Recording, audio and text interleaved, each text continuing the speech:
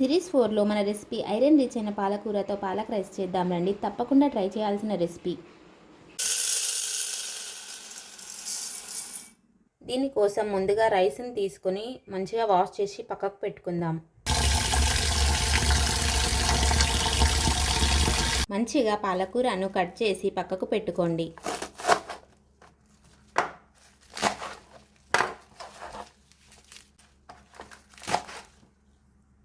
మంచిగా వాష్ చేసుకోండి.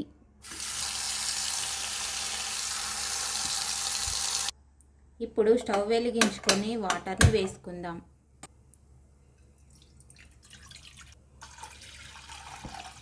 ఇప్పుడు ఇందులో సాల్ట్, 2 లెమన్ స్లైసెస్ వేసుకోండి. మరుగుతున్నప్పుడు ఇందులో పాలకూరను వేద్దాం. పాలకూరలో లెమన్, సాల్ట్ వేయడం వల్ల పాలకూర కలర్ మారదు. ఇప్పుడు స్టవ్ ఆఫ్ చేసి పాలకూరను తీసి చల్లటి వాటర్లో వేసుకుందాం. అల్లాన్ని ముక్కలుగా కట్ చేసుకోవాలి. ఇప్పుడు మిక్సీ జార్లో పాలకూరను వేసుకోండి. ఇప్పుడు ఇందులో అల్లం, వెల్లుల్లిని వేసుకోవాలి. అలాగే తుంచిన పచ్చిమిర్చిని ఒక 4, అలాగే కొంచెం సాల్ట్ను కూడా యాడ్ చేయండి. ఇప్పుడు వీటన్నిటిని మిక్సీ పట్టుకుందాం.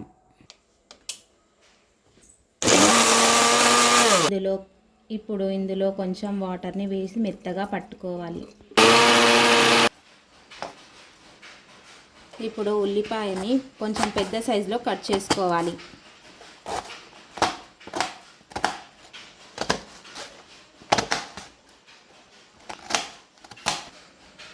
ఇప్పుడు పచ్చిమిర్చిని పొడవుగా కట్ చేసుకోండి. అలాగే కొంచెం పుదీనాను కూడా కట్ చేసుకోవాలి. అలాగే కొత్తిమీరను కూడా కట్ చేసుకోండి. ఇప్పుడు స్టవ్ వెలిగించుకొని కుక్కర్ను పెట్టుకోండి. ఇప్పుడు ఇందులో 2 టేబుల్ స్పూన్ ఆయిల్ని వేసుకోండి. 2 టేబుల్ స్పూన్ నెయ్యిని కూడా వేసుకోండి. ఇప్పుడు ఇందులో జీలకర్ర వేసుకోండి.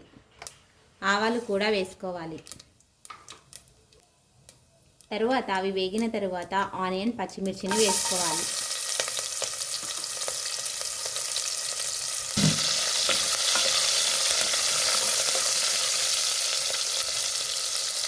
ఇప్పుడు ఇందులో కొంచెం కరివేపాకును కూడా వేద్దాం.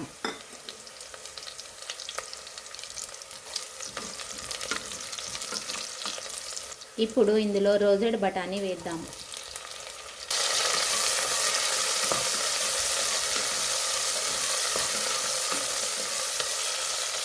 ఇందులో కొంచెం పుదీనాను కట్ చేసుకున్నది వేసుకోండి. ఇప్పుడు ఇందులో పసుపు వేయండి. ఇప్పుడు ఇందులోనే కొంచెం కారం, అలాగే సాల్ట్, కొంచెం ధనియాల పౌడర్ వేసుకొని మంచిగా మిక్స్ చేసుకోండి. నేను బఠానీ వేసాను, మీకు వేసుకోవాలనిపిస్తే వేసుకోండి, వద్దనుకుంటే ఊరుకోండి. బఠానీ ఆప్షనల్. ఇప్పుడు ఇందులో పట్టి పెట్టుకున్న వేసేద్దాం. ఇప్పుడు దీన్ని మంచిగా మిక్స్ చేసుకోండి. నేను కుక్కర్లో చేస్తున్నాను, మీరు కావాలంటే ఇదే రైస్ కుక్కర్లో కూడా చేసుకోవచ్చు, ఈజీగా అయిపోతుంది. ఇలా ఆయిల్ పైకి తేలాక ఇందులో రైస్ను వేసుకోండి. ఇప్పుడు రైస్ను మంచిగా మిక్స్ చేసుకోండి. ఆయిల్లో రైస్ వేయడం వల్ల మంచిగా అన్నం పొడి పొడిగా వస్తుంది. హై ఫ్లేమ్లో రైస్ను కలుపుతూ ఉండండి. ఇప్పుడు నేను బాస్మతి బియ్యం 1 గ్లాస్ తీసుకున్నాను. ఇవి పాతవి అయితే 1కి 1.5 వేసుకోండి. అదే కొత్తవి అయితే 1కి 1.25 వేసుకోండి వాటర్. ఇప్పుడు ఇందులో 1 టేబుల్ స్పూన్ నెయ్యి, అలాగే కొత్తిమీరను కూడా యాడ్ చేసుకోండి. ఇప్పుడు మూత పెట్టి 2 విజిల్స్ వచ్చే వరకు వేచి ఉండండి.